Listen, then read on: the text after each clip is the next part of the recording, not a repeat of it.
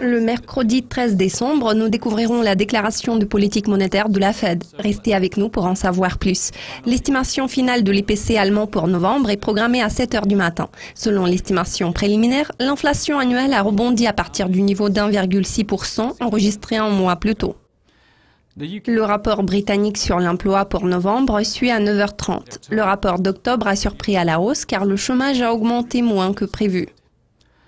La production industrielle de la zone euro pour octobre sera disponible à 10 h. La production a reculé en septembre, contrebalançant partiellement un fort gain d'1,4% affiché le mois précédent. À 13 h 30 GMT, nous découvrirons l'IPC américain pour novembre. L'inflation annuelle a augmenté conformément aux attentes en octobre, mais l'estimation de base a affiché une accélération pour la première fois depuis le début de l'année. La déclaration de la Fed, surveillée de près, sera publiée à 19 h. Elle sera suivie d'une conférence de presse une demi-heure plus tard. Les participants au marché tablent sur une hausse des taux d'intérêt lors de cette réunion, mais les perspectives de 2018 demeurent incertaines. À minuit, nous découvrirons les attentes en matière d'inflation des consommateurs australiens pour décembre. Le taux d'inflation annuel anticipé a chuté en novembre à partir du niveau de 4,3% enregistré il y a un mois. La Grande-Bretagne publiera son indice RICS des prix immobiliers pour novembre à minuit 1. Le chiffre d'octobre a été plus faible que prévu puisque seulement la moitié des experts immobiliers ont signalé une hausse des prix.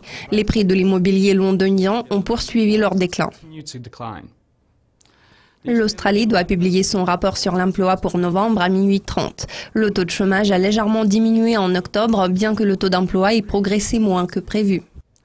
L'estimation préliminaire du PMI manufacturier japonais pour décembre sera disponible à la même heure. L'indice a progressé de 0,8 points en novembre grâce à une forte hausse des commandes à l'exportation. Deux communiqués de presse concernant la performance de l'économie chinoise en novembre concluent ce calendrier à 2 h du matin, y compris la production industrielle. Les données d'octobre ont affiché une croissance plus lente que le gain annuel de 6,6% enregistré le mois précédent. Les ventes au détail ont légèrement reculé en octobre après une croissance annuelle de 10,3% affichée en septembre. Vous avez regardé le calendrier économique de mercredi. Je suis Kais Kahil. Le prochain aperçu portera sur les publications clés de jeudi. À très vite.